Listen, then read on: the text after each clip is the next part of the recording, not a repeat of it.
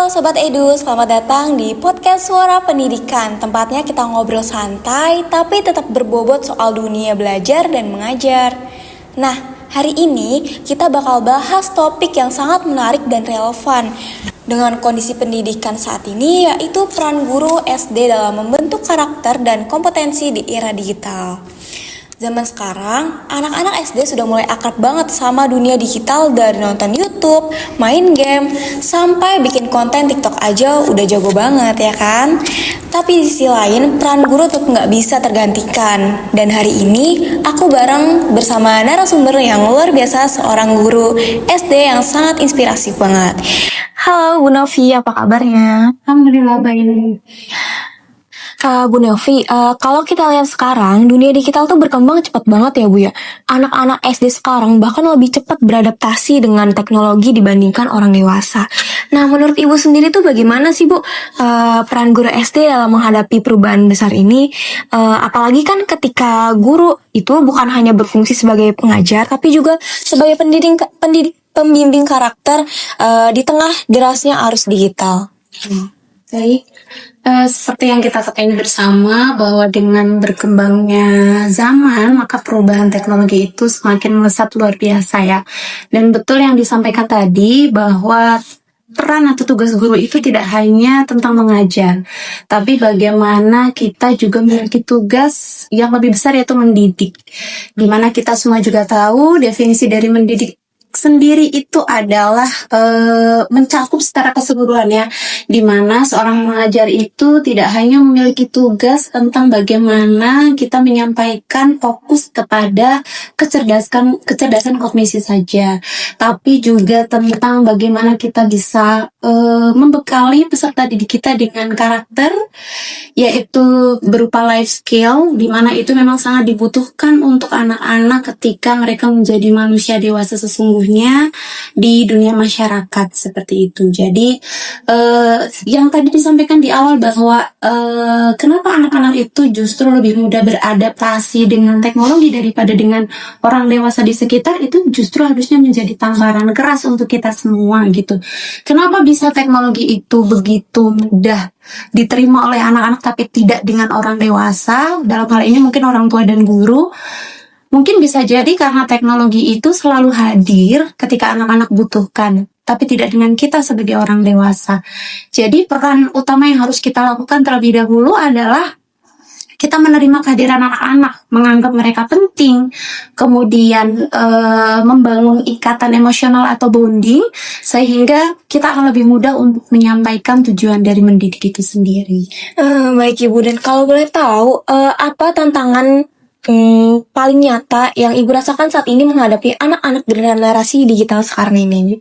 Kalau tantangan lebih nyata yang saya hadapi itu lebih kepada gangguan kecerdasan emosional seperti itu. Jadi beberapa kasus yang saya hadapi secara langsung di kelas itu beberapa anak itu dari perilaku, misalkan dari daya juang, kemudian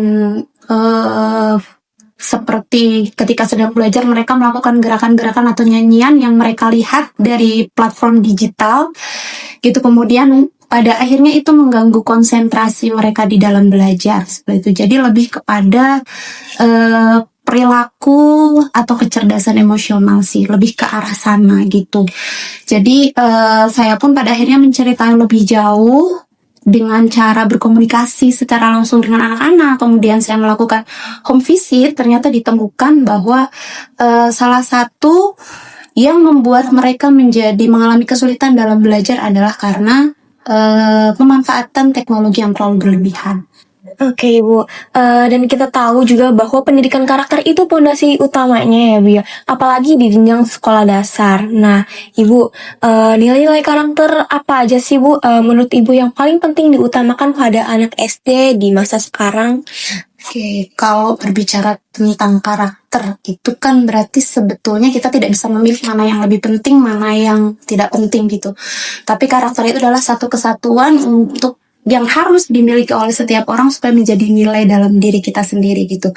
Tapi kalau kita berbicara tentang pemanfaatan digital, karakter yang mungkin harus dimiliki pada peserta didik adalah tentang tanggung jawab. gitu. Dimana kalau anak-anak sudah memiliki tanggung jawab, maka dia akan lebih tahu mana yang boleh, mana yang tidak, mana yang baik, mana yang salah, dan mana yang menguntungkan serta mana yang merugikan gitu. Jadi lebih kepada tanggung jawab dulu. Oke Ibu, bagaimana cara Ibu sebagai guru itu menanamkan itu di tengah-tengah pembelajaran yang juga mulai banyak memanfaatkan teknologi, Bu? Oke, kalau dari saya cara menanamkannya ya, itu lebih kepada kita menjadi role model dulu untuk anak-anak gitu. Dimana kalau kita ingin menanamkan sesuatu berarti kan kita harus menumbuhkan itu dalam diri kita dulu gitu ya. Jadi dengan cara menjadi role model yang baik untuk anak-anak, menjadikan contoh, baru kita bisa menyampaikan. Karena seperti kita saja yang sudah dewasa, kadang kalau hanya dinasehati itu kan akan membuat kita merasa jenuh ya. Tapi ketika kita diberikan contoh nyata, maka kita akan lebih mudah menerima serta akan lebih mudah untuk melaksanakan itu.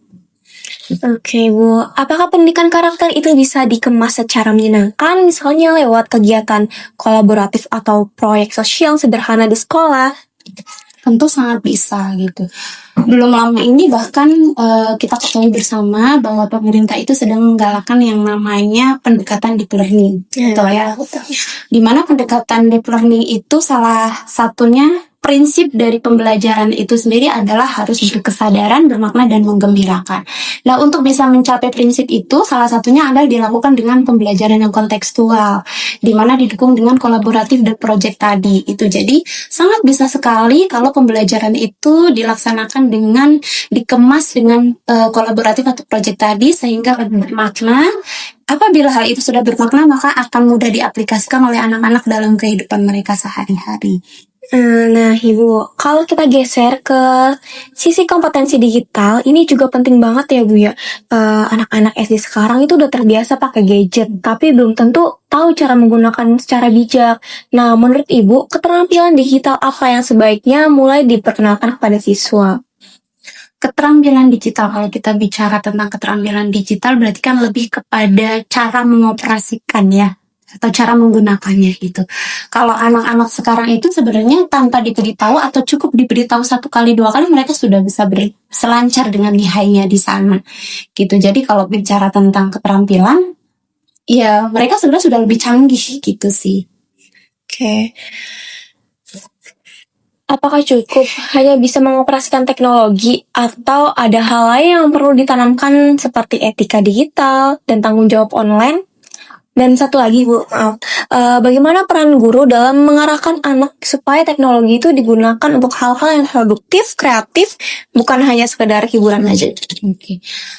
Kalau tadi disampaikan tentang bagaimana keterampilan dan tadi ada etika digital. Kalau saya justru lebih prefer kepada etika digital gitu. Dimana kenapa etika digital itu perlu? Salah satu yang harus dilakukan adalah satu, kita harus melindungi data pribadi kita. Itu harus ya, itu harus sekali. Dimana kita semua juga tahu bahwa apabila kita terlalu menuliskan secara lengkap data diri kita itu bisa menjadi salah satu kasus kejahatan, entah itu penipuan atau penculikan.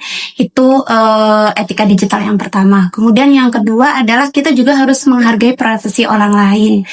Gitu, bagaimana cara kita bertutur kata di dalam dunia maya, bagaimana cara kita menyikapi sesuatu di dunia maya, itu juga harus dengan bijak dan sopan, seperti itu. Baik Ibu, kalau kita lihat di lapangan, tentu nggak semua sekolah itu punya fasilitas digital tuh yang memadai ya Bu ya. Ada juga guru yang masih beradaptasi dengan perubahan teknologi yang cepat banget. Nah, aku mau tanya Bu, tantangan terbesar apa yang Ibu rasain sebagai guru SD di era digital ini Bu?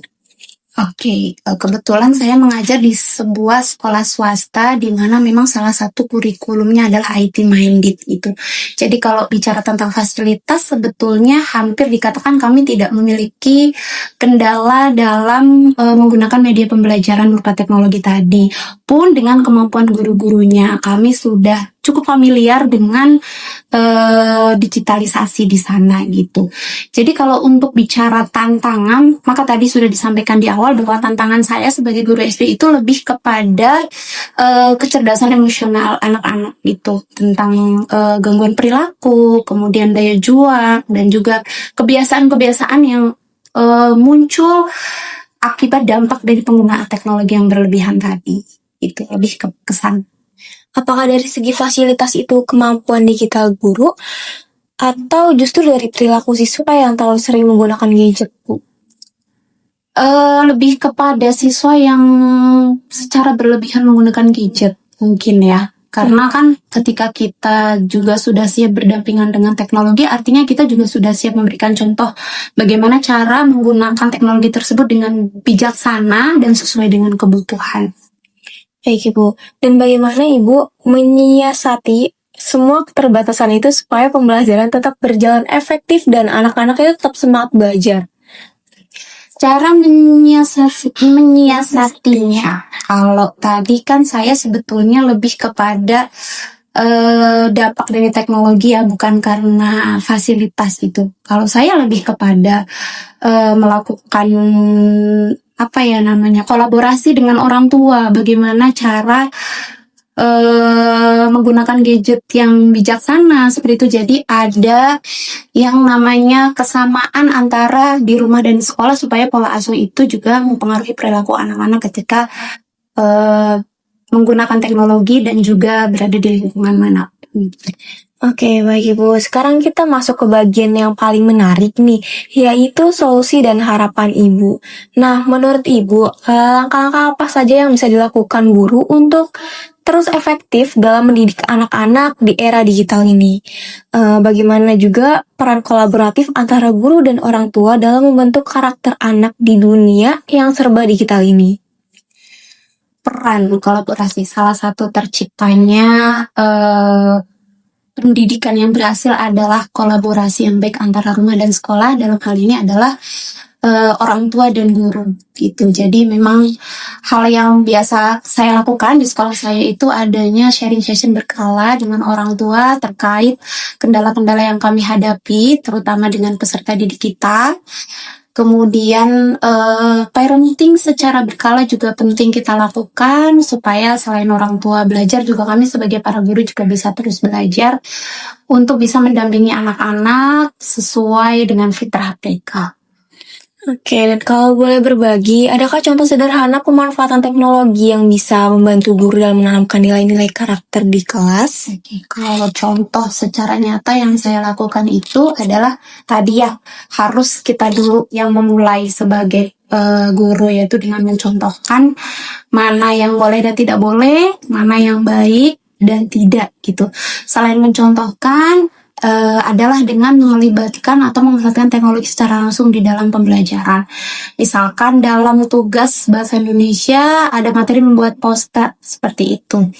Nah, kita bisa manfaatkan Canva ya. Saat ini kita sudah familiar sekali dengan namanya Canva. Kemudian di dalam mata pelajaran perusahaan, misalkan ada Market Day, mereka juga bisa memanfaatkan dunia digital untuk media mereka promosi dan lain sebagainya. Jadi mereka tahu bahwa ternyata digital itu selain bisa untuk hiburan, juga bisa membantu kita untuk menyelesaikan apa yang kita butuhkan dalam kehidupan sehari-hari, tentu dengan batasan-batasan yang jelas.